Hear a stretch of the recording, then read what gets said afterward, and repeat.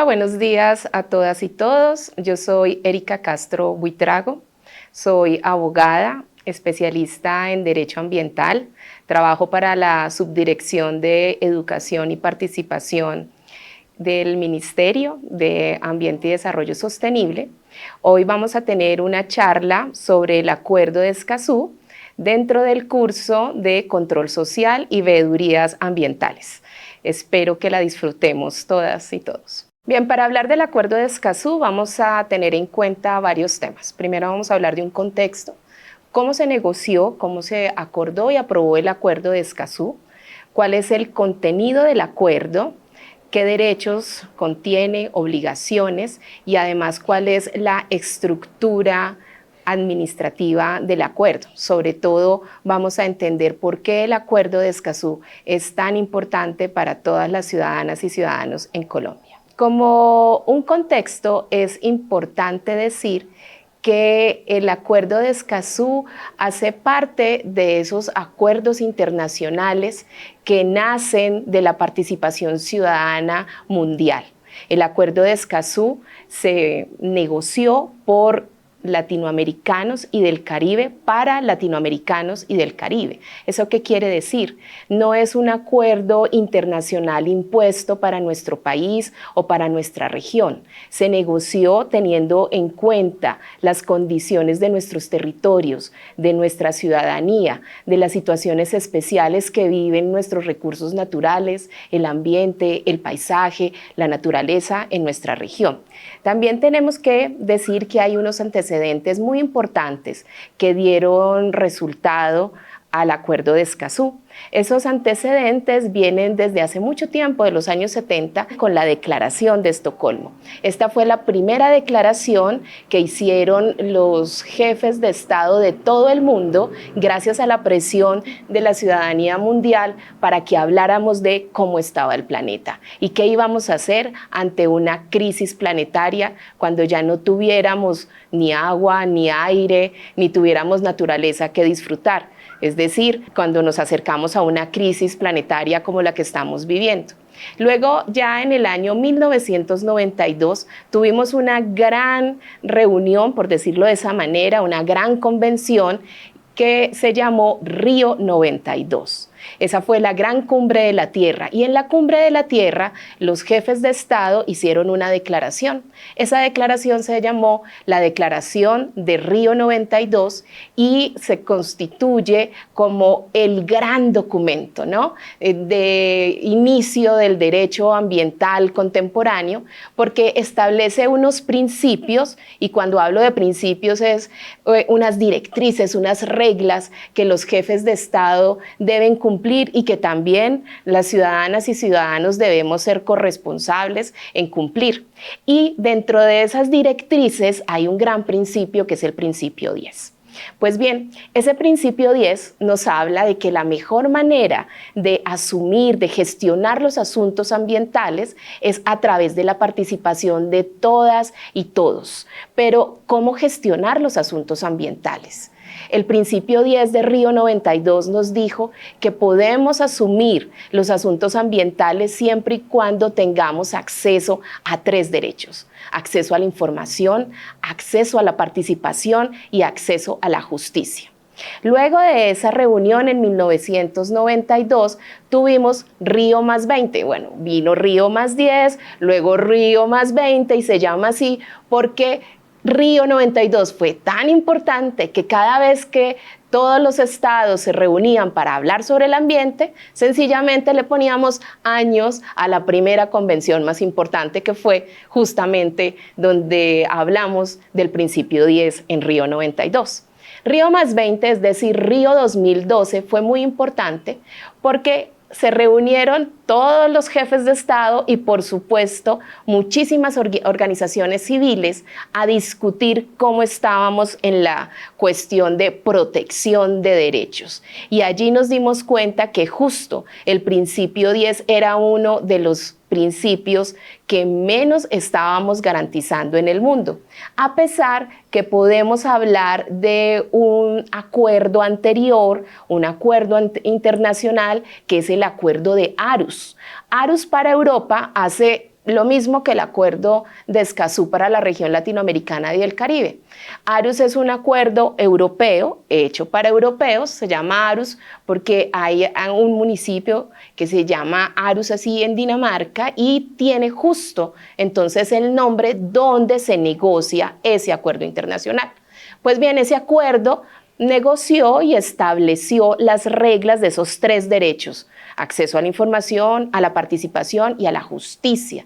Entró en vigor en el año 98 y nosotros podríamos preguntarnos, bueno, ¿y por qué no estamos en ARUS si al fin y al cabo es un acuerdo internacional donde podríamos adherirnos? Pues resulta que en el año 2012 pensamos, los que estábamos, bueno, yo no estaba allí, pero los jefes de Estado, la sociedad civil que nos representaba, pensábamos, no, tenemos que hacer un acuerdo que hable de estos 3 derechos, pero para nosotros, para nuestro contexto, para la realidad latinoamericana y del Caribe. Y por eso se dio la Declaración del Principio 10 en el 2012. Es decir, Río +20 tiene uno de sus grandes resultados, la Declaración del Principio 10. Y gracias a la Declaración del Principio 10, luego varios estados se unen y hacen un gran acuerdo para negociar un tratado internacional vinculante que vendría a ser el Acuerdo Regional para el acceso a la información, la participación, la justicia en asuntos ambientales para América Latina y el Caribe, ¿sí? Este acuerdo es el Acuerdo de Escazú y se llama de Escazú porque se negocia en Costa Rica en un distrito que se llama Escazú y como le pasó al convenio de ARUS, pues también este convenio toma el nombre de la ciudad en donde se negoció. Pues les cuento que para negociar el Acuerdo de Escazú se tuvieron que hacer 9 rondas, es decir, 9 reuniones de jefes de Estado, pero también de la sociedad civil. El Acuerdo de Escazú tiene algo muy interesante. Primero, no hubo negociaciones privadas, no hubo negociaciones por debajo de la mesa. El Acuerdo de Escazú se negocia de manera transparente. En esas épocas, les voy a hablar que la negociación inicia entre el año 2014 y termina el 4 de marzo del 2018. Cualquier ciudadana o ciudadano de Latinoamérica y el Caribe podía ver el acuerdo, podía ver la negociación por internet. Es decir, siempre había un canal, ya fuera si lo pudieras ver por YouTube o algún canal nacional en internet que te permitía ver las negociaciones. Ese es un primer punto, la transparencia que tuvo el Acuerdo de Escazú. El segundo punto, que es muy interesante, es que desde el inicio hay una regla que se llamaban las reglas de Santiago, porque se negociaron en Santiago de Chile en su momento, en la cual se dejó clarísimo que la comunidad de Latinoamérica y el Caribe podía tener asiento, hasta voto dentro de las negociaciones. Y se creó el mecanismo público. ¿Qué es eso del mecanismo público? El público se le llama así en el Acuerdo de Escazú a la ciudadanía, ¿sí? Y esa ciudadanía estaría representada por 6 personas, 6 ciudadanas y ciudadanos y diríamos unas personas que estarían de suplentes, siempre y cuando estos ciudadanos no pudieran estar participando todo el tiempo de las negociaciones. ¿Qué hacían estas personas? Divulgar lo que se negociaba en la región y participar en la negociación. Yo hace poco les dije también que tenían voto. Pues imagínense que la ciudadanía podía llegar con una propuesta, por decir algo. En Colombia todos sabemos que tenemos acceso al estudio de impacto ambiental de cualquier proyecto, obra o actividad. Entonces, digamos que una isla del Caribe no tuviera esa regla y la ciudadanía de Colombia y del Caribe en una reunión llega y dice: queremos que dentro del Acuerdo de Escazú para toda Latinoamérica y el Caribe el acuerdo traiga una obligación de hacer transparente el estudio de impacto ambiental de cualquier proyecto. Si 2 estados aprobaban la propuesta de la ciudadanía, la propuesta quedaba escrita dentro del proyecto. Eso quiere decir que la ciudadanía sí tuvo voz y sí tuvo voto, es decir, un acuerdo que se hizo para latinoamericanos, para ciudadanas y ciudadanos del Caribe, que tuvo amplia participación. No hubo incluso ningún inconveniente en que nosotros pudiéramos también obtener informes de lo que se pudiera estar negociando o pedirle incluso a la Secretaría del Acuerdo, que a propósito no les he contado, es la CEPAL, es la Comisión Económica para Latinoamérica y el Caribe. La CEPAL se encargaba de administrar hasta hoy ese mecanismo público, porque tú te puedes inscribir a través de internet en la CEPAL y ser parte de ese mecanismo y te pueden entregar toda la información de todo lo que pasa en el acuerdo. Bueno, ya hemos hablado muchísimo del contexto del Acuerdo de Escazú.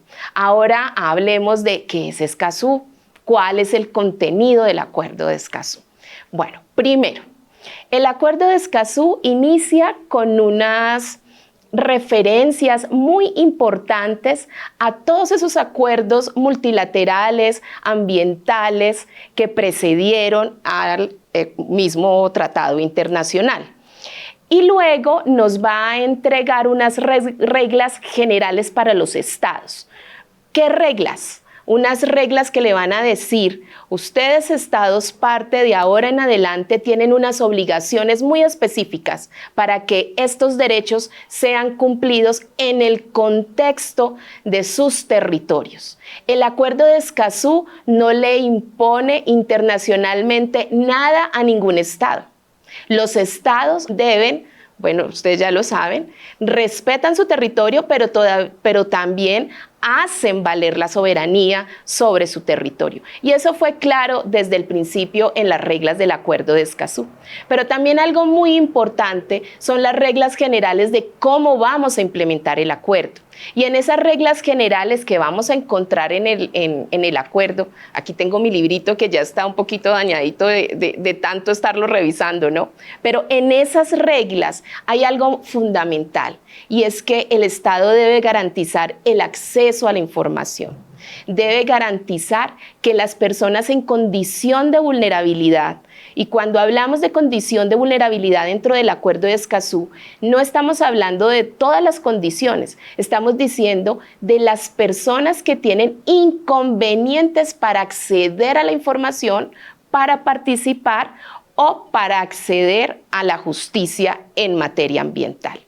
Pero el Acuerdo de Escazú también incluyó algo que no tiene ARUS ni ningún acuerdo multilateral en materia ambiental. Es el primer acuerdo internacional que se negocia en esta región y que hace una conexión muy importante entre los derechos humanos y los asuntos ambientales. Y en ese tema es central la labor de nuestras defensoras y defensores de derechos humanos en asuntos ambientales. Entonces creó un cuarto pilar: acceso a la información, acceso a la participación, acceso a la justicia y cuarto, protección de nuestras defensoras y defensores de la tierra, del ambiente. Y para ellos creó unas reglas específicas que debe cumplir el Estado. Entonces, pues bien, en las primeras normas del acuerdo vamos a tener estas reglas generales de cómo el Estado debe hacer cumplir el mismo Acuerdo de Escazú. Luego hay unas definiciones. Y en esas definiciones, pues no las vamos a alcanzar a comentar todas, pero lo que sí vamos a decir es que cuando decimos público, decimos que somos nosotras y nosotros y todes, porque somos ciudadanas del Estado parte que hace cumplir el Acuerdo de Escazú. Asimismo, se tratará a los extranjeros de acuerdo con la legislación de cualquier Estado parte. Trae algo muy importante que en Colombia no tenemos, y es la definición de información ambiental. Y por eso el Acuerdo de Escazú es tan importante para nuestro país, además de todo lo que he dicho, porque también viene a llenar ciertos vacíos de la legislación colombiana. Habla de quiénes son, como ya decía, personas en condición de vulnerabilidad, quién es una autoridad competente en materia de acceso a la información. Bien, luego tenemos el artículo 3 que habla de unos principios y se acuerdan que ya habíamos hablado del principio 10, que habíamos dicho que principio, cuando decimos principio hablamos de directrices, de unas pautas de cómo se debe comportar el Estado. Pues bien, aquí en el acuerdo hablamos de unos principios muy importantes y por eso el acuerdo de Escazú encuentra tan importante que haya quedado que cada Estado es soberano permanente sobre sus recursos naturales. Por eso no es cierto que con la firma del Acuerdo de Escazú cualquier organización internacional puede meterse en nuestros asuntos o cualquier extranjero fuera de nuestro territorio puede hacerlo. Tenemos un principio muy importante que es el principio pro persona. ¿Qué es ese principio? Es rarísimo, ¿cierto? Pero cuando decimos principio pro persona, queremos decir que cuando interpretemos este acuerdo, ¿sí? Vamos a interpretarlo a favor, sí, de las personas, pero de las personas entendiéndolas como parte de la naturaleza. No vamos a entender esto solo desde una visión antropocéntrica, vamos a entenderlo también desde una visión ecocéntrica, es decir, la protección de la naturaleza, porque la naturaleza merece ser protegida por el solo hecho de existir y nosotros somos parte de esa naturaleza. Entonces vamos a hacer una interpretación ecocéntrica, ¿sí? Holística, integral del Acuerdo de Escazú. Luego, cuando pasamos de los principios, vamos a ver las reglas de cada uno de los derechos. Entonces, por tanto, cuando hablemos de derechos de acceso, el acceso a la información va a tener las reglas claras. Y unas reglas claras es que todos tenemos acceso a la información, que solo se nos puede negar la información si una ley de la República establece exactamente qué información se puede negar. Y si esa información llegase a negarse, hay un régimen muy estricto para hacerlo. Entonces, la autoridad te tendrá que sustentar los motivos por los cuales te niega la información y eso lo tendrá que hacer de manera escrita y sustentada. Protege más el derecho que está resguardando que tu derecho al acceso a la información. Si no te convence, tienes también unos recursos y el Acuerdo de Escazú lo dice. Tú puedes también interponer los recursos necesarios para ir en contra de esa decisión. Entonces, en Colombia vamos a tener, por ejemplo, la acción de tutela para poder hacer que un juez te permita acceder a esa información. También hay otro artículo que ya vendría siendo el artículo 6 del acuerdo que te va a explicar de manera muy sencilla cómo se debe divulgar la información. El principio más importante de acceso a la información es el de máxima divulgación. El de información es el de máxima divulgación y buena fe. Es decir, el secretismo es lo que está prohibido. La máxima divulgación es lo que debe prevalecer y siempre la información debe estar pública y deben haber unas razones como de defensa nacional o tal vez si se accede a una información y se violan derechos fundamentales, por ejemplo, de niñas, niños o unos derechos tan carísimos como pueden ser derechos a la salud, tal vez podría rechazarse o no entregarse esa información. Entonces, tener muy claro que el Acuerdo de Escazú concreta exactamente la forma en que te van a entregar la información y qué tipo de información. Además de eso, establece la necesidad de fortalecer capacidades para que el Estado pueda entregar mayor información ambiental. Luego tenemos las reglas en el artículo 7 sobre la participación pública en procesos de tomas de decisión. Una participación que se expresa de manera amplia, sin discriminación, inclusiva. ¿Qué hace el acuerdo? Porque alguien diría, en Colombia ya tenemos muchas normas sobre participación. El acuerdo concreta las normas sobre participación en materia ambiental e incluso nos habla de participación ambiental temprana. ¿Qué quiere decir eso? justamente que tenemos que tener unos espacios previos a las tomas de decisión para poder ir con conocimiento, con el mismo conocimiento de quienes están ejecutando los proyectos para discutir. Y aquí en el Acuerdo de Escazú sí que se valora el conocimiento tradicional, el conocimiento social, el del contexto, el del territorio. Es tan importante como el conocimiento técnico. Y por eso la participación en el Acuerdo de Escazú le va a dar mucha prevalencia a los grandes espacios, a los espacios de inclusión sin discriminación. ¿Qué vas a encontrar entonces? De manera muy general, unas reglas que te van a ayudar a participar y que gracias a la implementación que el gobierno nacional va a hacer de este proyecto, va a ser mucho más fácil estar en los espacios de decisión y que las decisiones de verdad reflejen tus aportes. Porque hay una regla. Si hay participación, o si hubo participación, quiere decir que lo que inició en ese proceso de diálogo, de alguna manera se tuvo que haber transformado después del diálogo. Si eso no sucedió, entonces no hubo una participación incidente. Y el Acuerdo de Escazú te lleva a ese momento gracias a las reglas que establece. Luego, en el artículo 8 vamos a hablar de acceso a la justicia en asuntos ambientales.